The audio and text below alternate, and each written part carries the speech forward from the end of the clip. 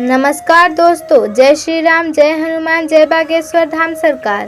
दोस्तों, दीपक जलाना मतलब भगवान को दीपक जलाकर आस्था प्रकट करना होता है और यह सबसे सरल तरीका है।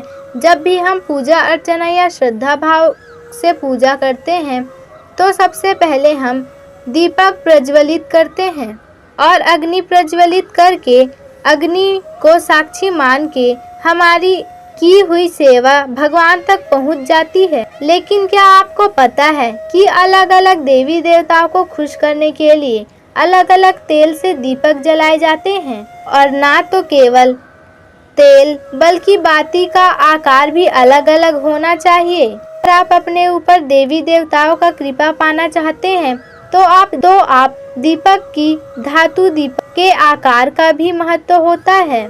लेकिन कैसे पता चलेगा कि कौन से देवता को खुश करने के लिए कौन सा दीपक जलाना है और कौन से तेल से दीपक जलाने से सुख समृद्धि आती है?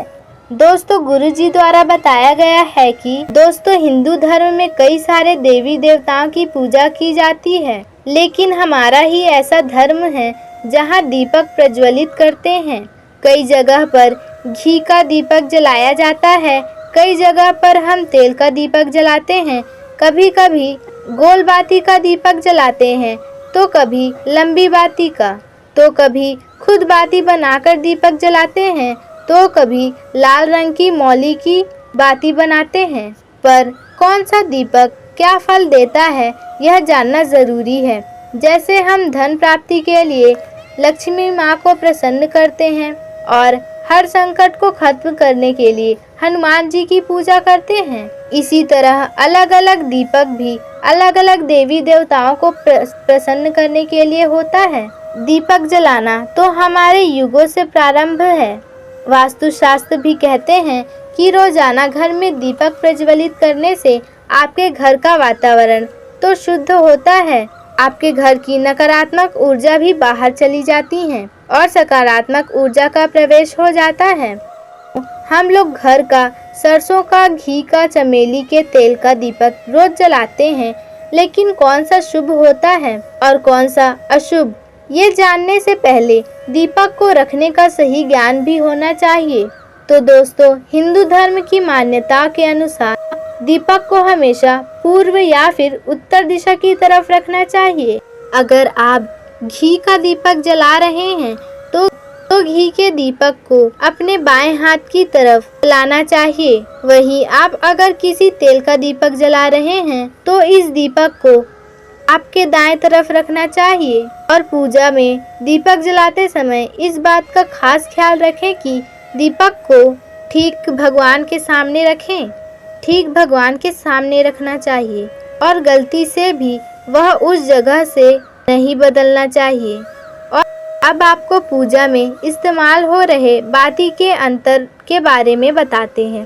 तो दोस्तों आप जब भी पूर्वजों के लिए दीपक जलाते हैं तब आपको हमेशा रुई की लंबी बाती का इस्तेमाल करना चाहिए। इससे घर के पूर्वजों को, पुत्रों को, बड़ों को प्रसन्न करने के लिए हमेशा लंबी बाती का दीपक जलाना चाहिए।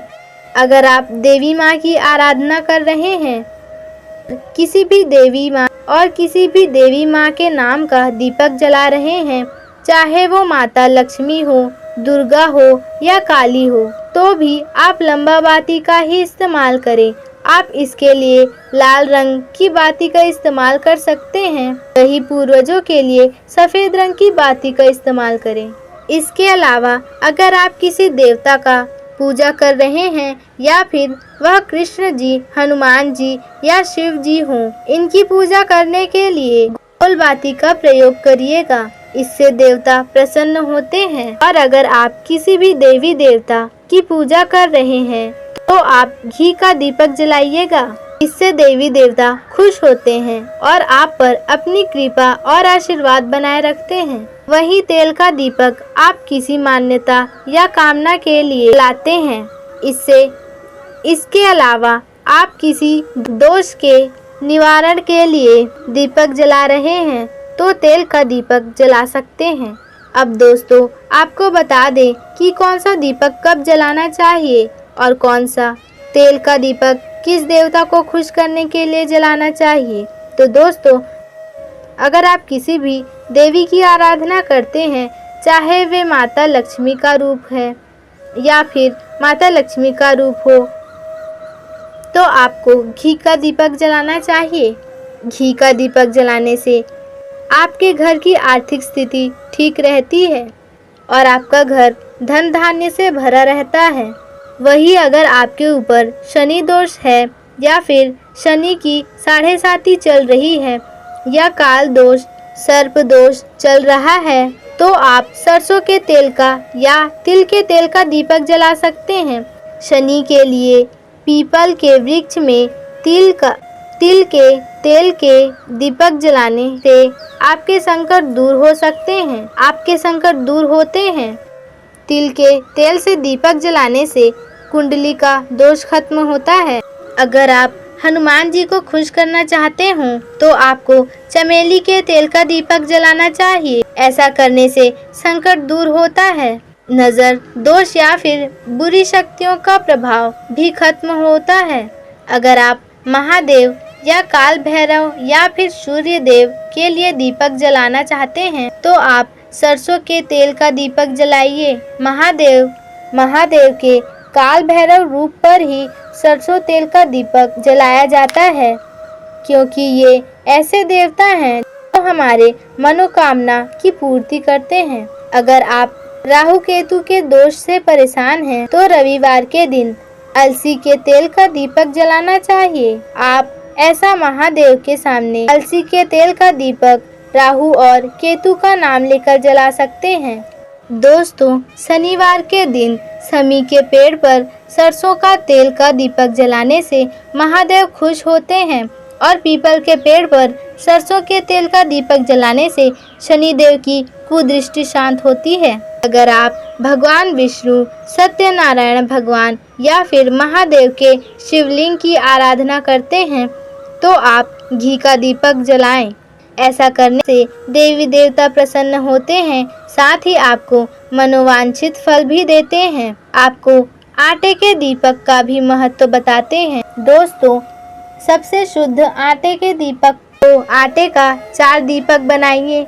अगर आप महादेव को प्रसन्न करना चाहते हैं तो आप महादेव के मंदिर या बेल पेड़ के नीचे गोल आटे का दीपक जला सकते हैं और उसमें गोल बाती बनाकर घी का दीपक जलाइए।